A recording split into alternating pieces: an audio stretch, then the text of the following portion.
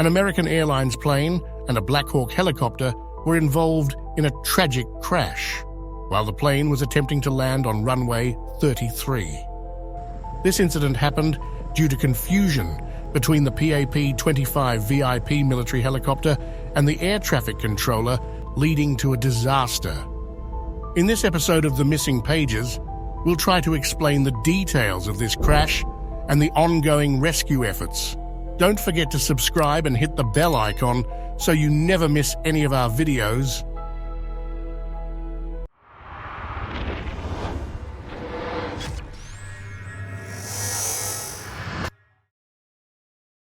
The plane, which had departed from Dwight D. Eisenhower National Airport in Kansas earlier that evening, was a PSA Airlines aircraft operating under American Airlines. Identified as Flight AA5342, it collided midair with a military Blackhawk helicopter at approximately 9 p.m. on Wednesday, January 29, 2025. The tragic incident occurred while the plane was making its final approach toward Reagan-Washington National Airport in Arlington, Virginia. American Airlines confirmed that 64 people were aboard the jet, 60 passengers and 4 crew members, while 3 soldiers were on the military helicopter. The plane's radio transponder stopped transmitting at about 2,400 feet, roughly 730 meters short of the runway and around the middle of the river. This marks the first major U.S. commercial crash in more than 15 years.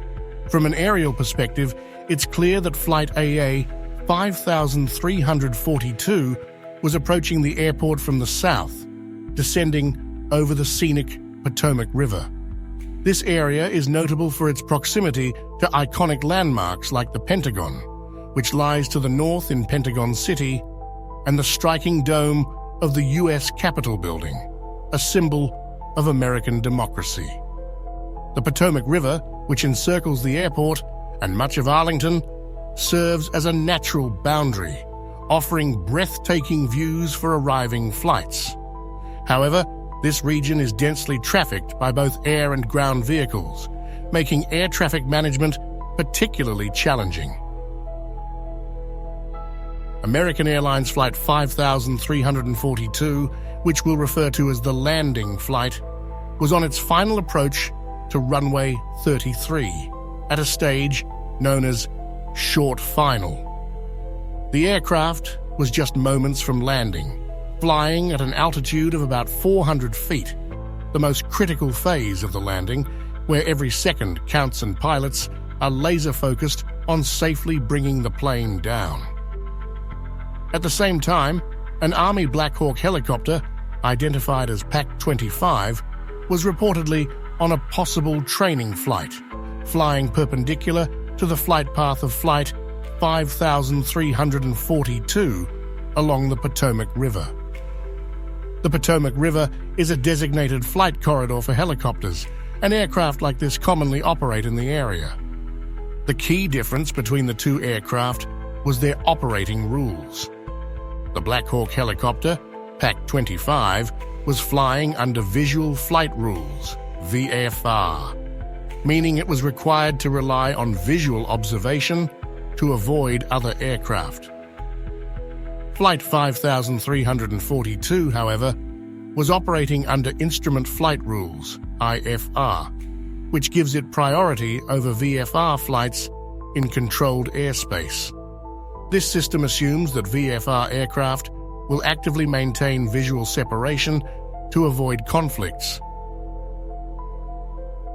Just moments before the collision, the air traffic control tower at Ronald Reagan Washington National Airport called PAC-25 to confirm whether they had the other aircraft in sight. PAC-25 responded that they did. At first glance, this seemed like an acknowledgement that they were aware of Flight 5342's presence and were taking steps to avoid it. However, it now seems likely that PAC-25 mistakenly identified a different aircraft, possibly a departing flight, from the same airport, and thought that was the one the tower was referring to.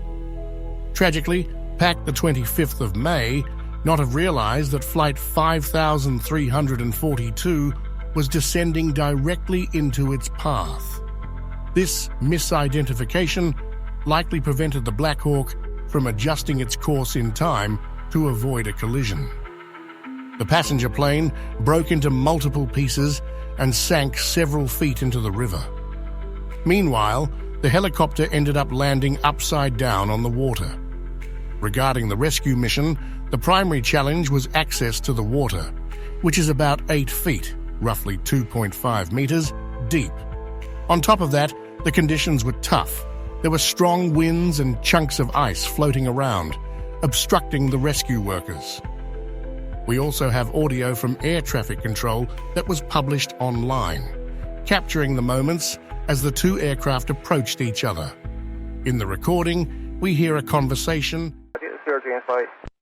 involving the air traffic controller with P standing for Priority Air Transport.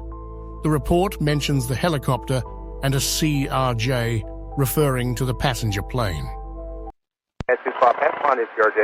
The response appears to come from the helicopter, but something goes terribly wrong.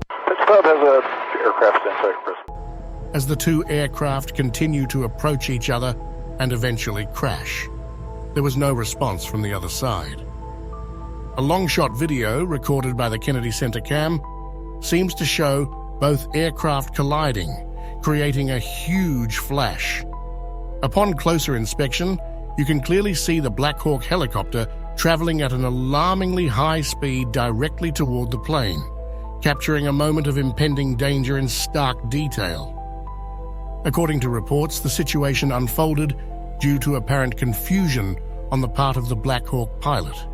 He seemed unaware of the presence of a second aircraft in the vicinity, which led to a critical misjudgment. When the flight controller radioed to confirm whether the pilot had identified Flight 5342, the pilot confidently confirmed that he had visual contact. However, the aircraft he was referring to wasn't Flight 5342. It was a completely different aircraft flying above him. This misidentification proved to be costly. Believing he was operating safely, the pilot continued his course, tragically flying directly into the path of an oncoming aircraft. We don't yet know who is at fault, as the final reports will be released in 30 days. However, former Blackhawk helicopter pilot Elizabeth McCormick shared her insights, suggesting 3 key factors. First, the helicopter only had 1 crew chief, while 4 are typically needed to properly clear all angles, which limited visibility. Second, potential disorientation due to lighting, reflections on the river, and the use of night vision goggles may have played a role. Lastly, McCormick pointed out that the helicopter was reportedly at 350 to 400 feet instead of the standard 200 feet, which could be considered pilot error. We'll have a clearer picture once the investigation wraps up in the next few weeks. Stay tuned for updates as more information comes in. To watch more plane crash videos, click on the playlist, and don't forget to like and subscribe to our channel. See you in the next video.